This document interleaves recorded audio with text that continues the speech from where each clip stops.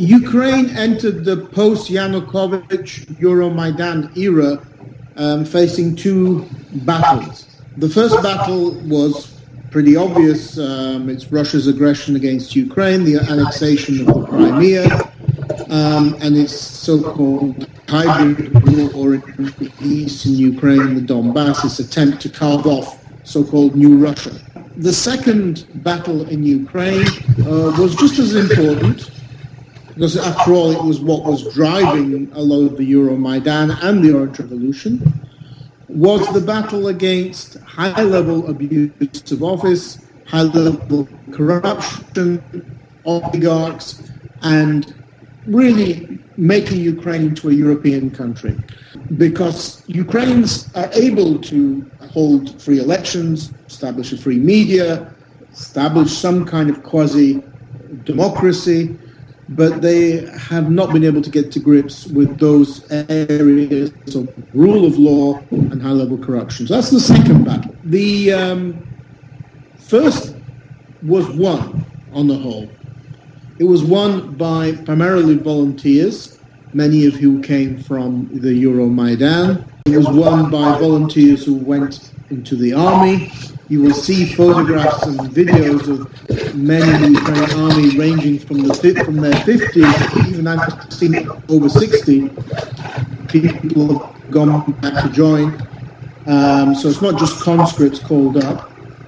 Plus, of course, volunteers for the various 50 or so volunteer battalions. Helping them and helping the internally displaced people were civil society groups. Ukraine has a huge number of these based in Kiev, Lviv, and especially in eastern and southern Ukraine.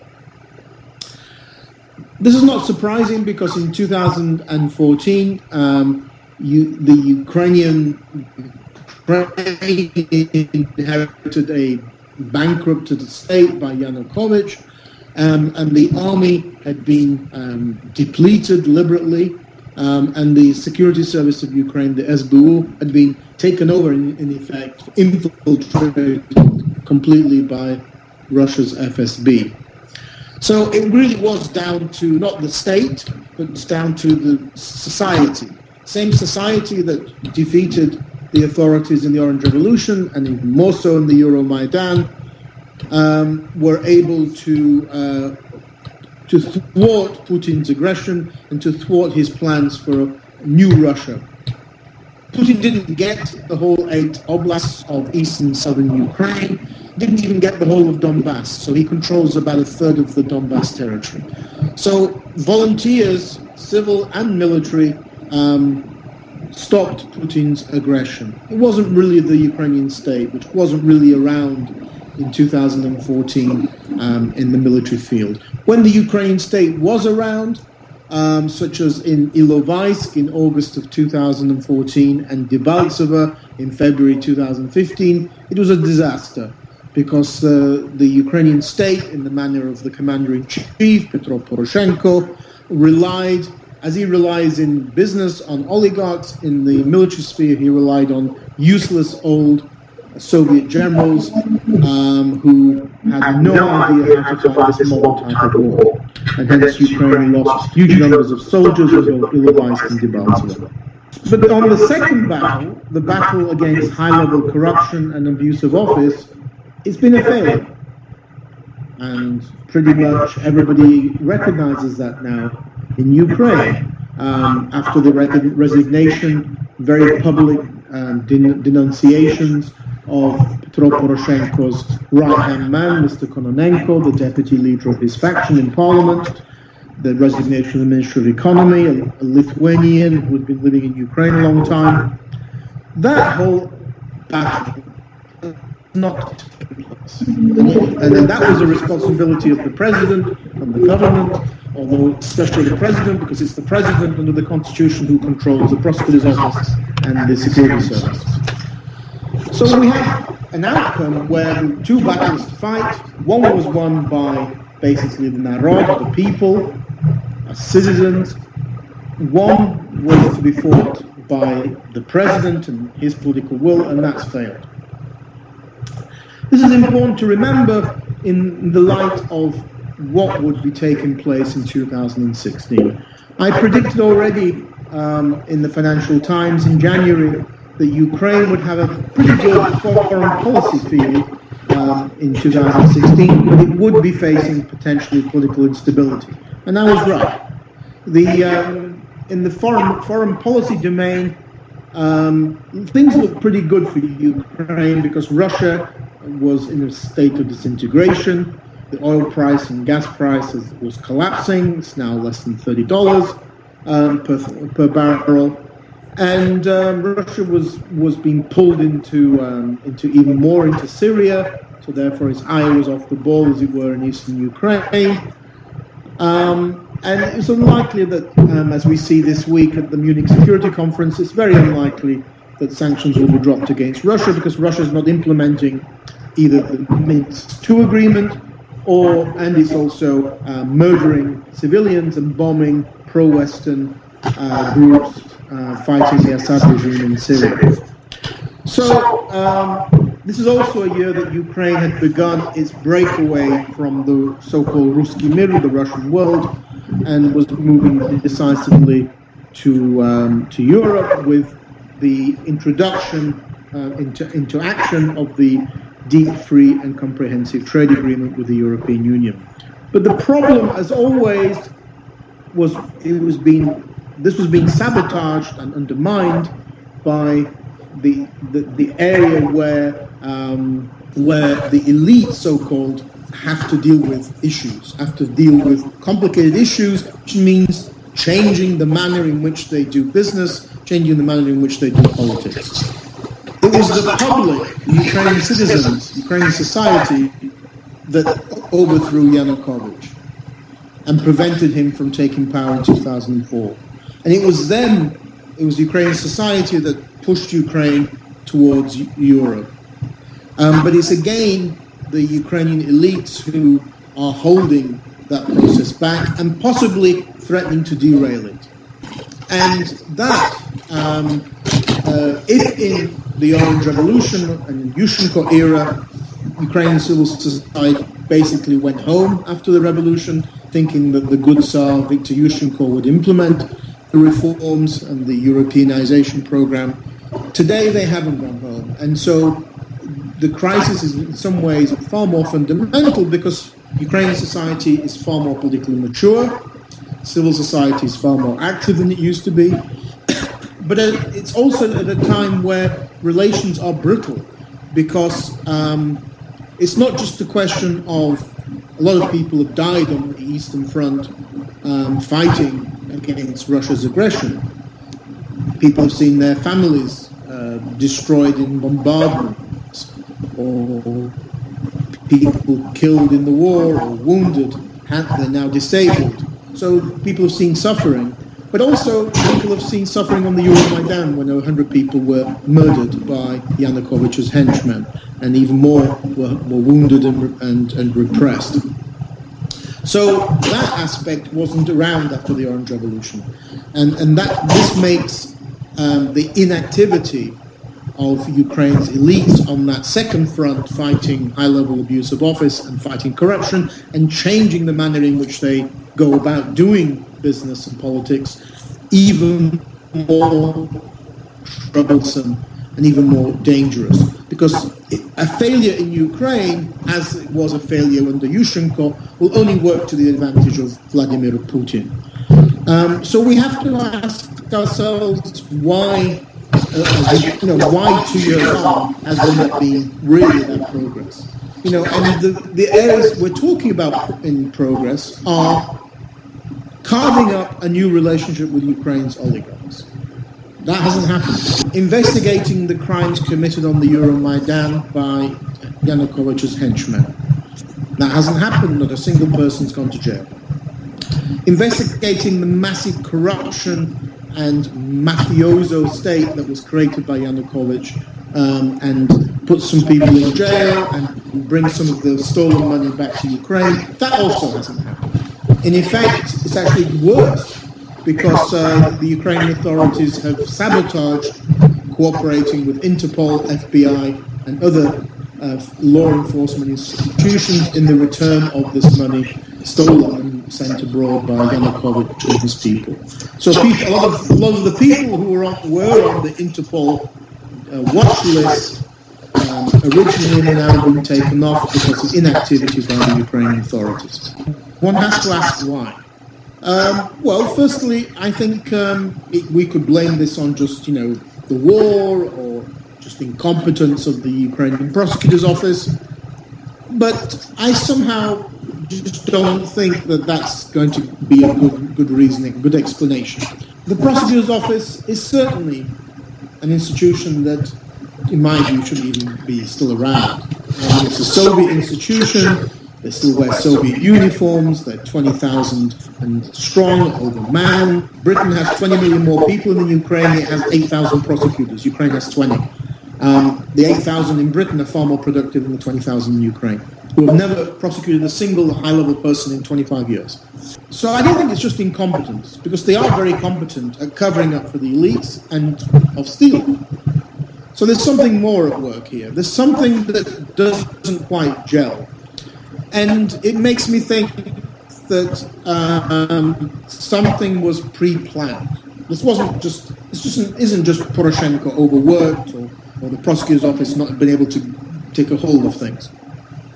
I think what happened during the Euromaidan was that Petro Poroshenko was basically introduced into the Euromaidan. Remember, he was a member of the Nikolai Azarov government, and he had good relations with those party-ridden people.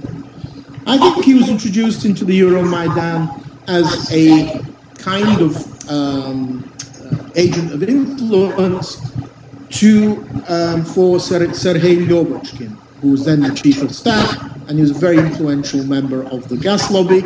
And he's been around for a long time. He was a senior advisor to President Kuchma. This was probably in about December of 2013. Why? Because oligarchs in Ukraine and big business are always wanting to ensure that they have their eggs in every basket. They wanted to ensure that if the Euromaidan was successful, then they would have a potential an opening through the Euromaidan to be safe and secure. If it failed, then they would still be in power anyway. But the Euromaidan, having somebody there looking after their interests, would ensure that they would also win if that scenario happened.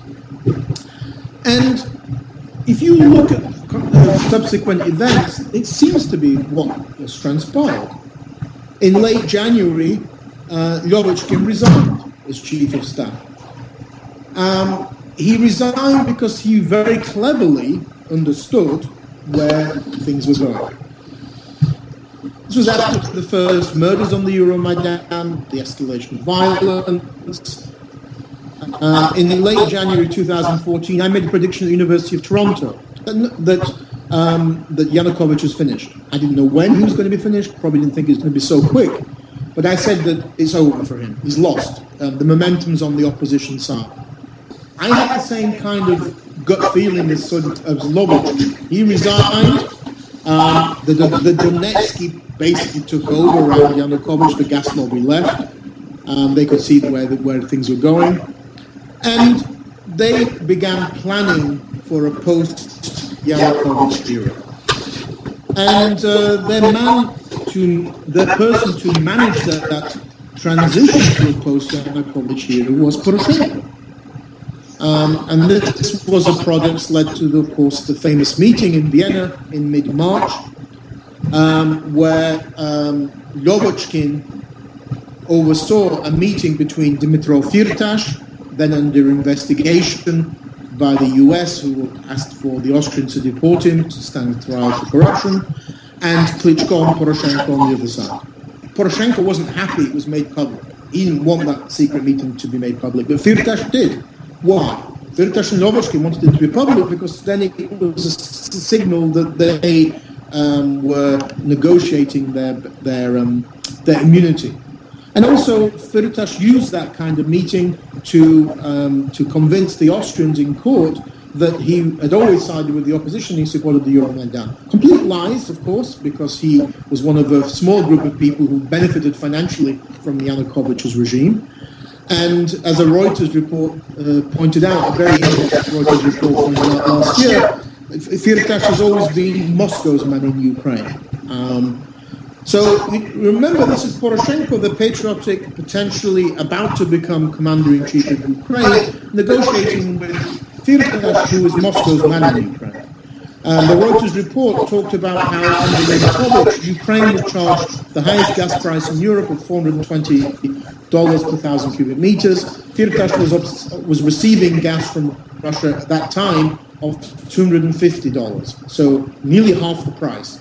And he was reselling that gas to industrial users in Ukraine, and the balance, the profit margin he was making, he was using to buy up Ukrainian enterprises on behalf of Russia. I mean, completely a Russian placeman. And Firtash's businesses in the Crimea have not been touched by the Russian occupation authorities, unlike Kolomoisky's, which have been taken over completely in the Crimea. So Firtash bragged to the Austrian court that he had put Poroshenko in power, and the list of people that Ukraine was seeking to prosecute, which was sent to Interpol, never included Lyovochkin, Firtash, and Yuri Boyko, the former Minister of Energy, who was also part of that gas lobby group. Now, since then, there have been no prosecutions, neither of people from the Donetsk clan, such as Boris Kolesnikov, who organized always separatist conventions in Donetsk, of Renat Akhmetov, and all of these Donetsky toyed and played with the separatists in the early sort of February, March of 2014, and of course of the gas lobby people either. There's been a total sabotage of those investigations. People have been allowed to flee from Ukraine. Berkut officers who have been detained have had their bracelets taken off them by the court, and then they've also fled from Ukraine. So there's been a total sort of sabotage into all these investigations. Nobody's been put in jail. There must be a reason for that. At the same time, you don't do these kind of things for free, and there is a mechanism. And the mechanism is similar to what took place after the Orange Revolution. Then the prosecutor's office was the guarantee, or the guarantors, as it were, of this in these kind of immunity deals. After the Orange Revolution, you had totally incompetent prosecutors under Yushchenko, who completely botched the investigation to the murder of Gongadze, and then you had the Donetsk prosecutor Medvedko, who was there right through to the end of Yushchenko. They were there to basically guarantee that the interests of the Donetsky, Yanukovych, would not be touched. Today, in Ukraine, the same thing. I mean, why is Poroshenko so adamantly holding on to Prosecutor Shokin when everybody is telling him to get rid of him? Ukrainians and foreign governments. Everybody's telling him, and he's adamantly saying, no, I'm holding on. Ukraine's had 3 prosecutors since the Euromaidan. One from Svoboda for a few months, Magnetsky, then Yerema, and Shokin appointed by Poroshenko.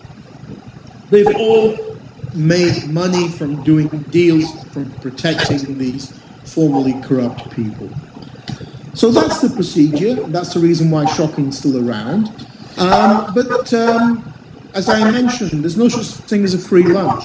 Obviously, we don't have evidence about this, but it is rather suspicious that in the last 2 years, the only oligarch in Ukraine who's increased his assets is Poroshenko.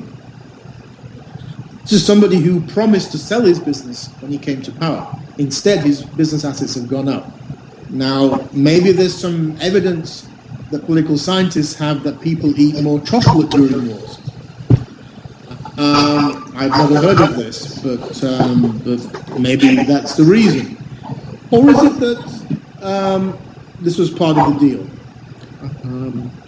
That, you know, he would benefit from it somehow.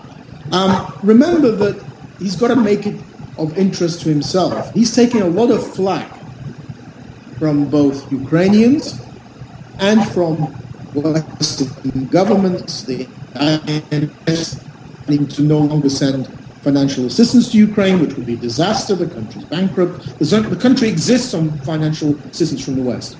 It's threatening no longer to send it if Ukraine doesn't fully get its act together on fighting corruption. Poroshenko's putting all that at jeopardy. He's got to be doing that for some reason. Those reasons are that he's done deals, backroom deals, such as what happened in Vienna. But maybe he's financially gained from this. Yes, and of course another reason would be that that he's possibly afraid that once you open the Pandora's box of criminal investigations into the former elites, that something will fall onto his lap as well, that some of the skeletons in his cupboard might come out. So he's maybe afraid for that reason. But the situation can't continue any longer. You have institutions in place now which were forced on Ukraine by Western governments and the IMF, such as the new National Anti-Corruption Bureau, a kind of Ukrainian FBI. They're investigating 3 people as we speak, one of whom is Kononenko, an old associate of Poroshenko, who together were associates of the wacky mayor of Kiev, Leonid Chernovetsky. Now, and Kononenko was accused by the outgoing Minister of the Economy that he was demanding that his people be placed in state enterprises for the obvious reasons that they can skim money from those enterprises. If he is charged with some crimes, then that light will certainly fall on President Poroshenko. He will be affected by that fallout. But he's already affected by the fallout because he's refused to denounce Kononenko for what actually has transpired. And the irony of all this is that a lot of this was brought into the public domain by a member of the Poroshenko parliamentary faction, well-known Ukrainian investigator Sergei Leshenko, who republished the SMS discussion from their telephones about where they were demanding of the Ministry of the Economy for people to be put in place. In Ukraine, this can't continue anymore. That's why you have a crisis. You can't continue a situation where journalists are doing fantastic jobs in investigating high-level corruption. Video, making films about how is it that the security service and the prosecutor's office are driving these fantastic cars, which you probably won't see in Toronto, never mind London or anywhere.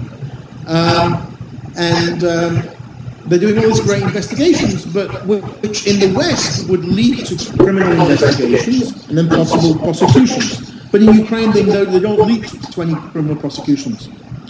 So you have all of this investigation taking place by journalists.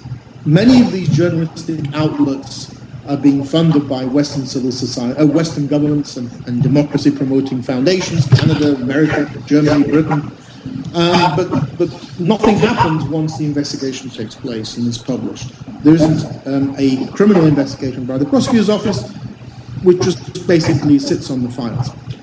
So Poroshenko is in a very difficult situation. He's already ruled out for himself a second term in office. Forget it. Just like Putin.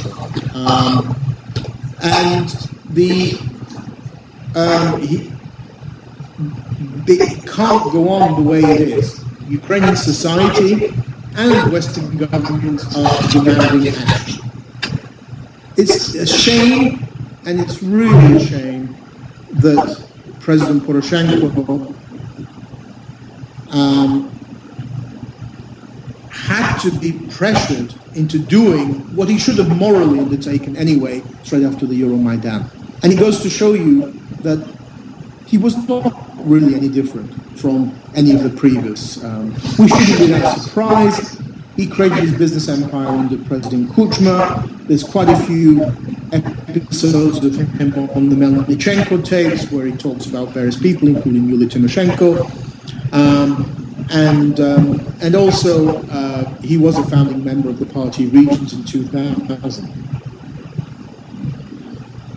And he didn't have to join the Azarov government, but he did join it. And he sold his media empire, which included a number of publications such as the weekly magazine Correspondent, very popular, to an oligarch near Yanukovych in 2012. And he obviously made money from that. So I don't think we should be surprised, but at the same time, it's incredible that he didn't foresee that this was not something that could just go on indefinitely, that eventually it would lead to this political crisis. Hopefully Ukraine will escape from this political crisis. Sergei Leshenko writes in the magazine Foreign Policy this week that there needs to be a complete overhaul of the government and the way the government and president are dealing with these issues. What Ukraine has, which countries like Russia don't, is a very politically mature and very European public, citizens and society. It's now time for Ukraine's so-called elite to also become European and stop playing Eurasian. Thank you.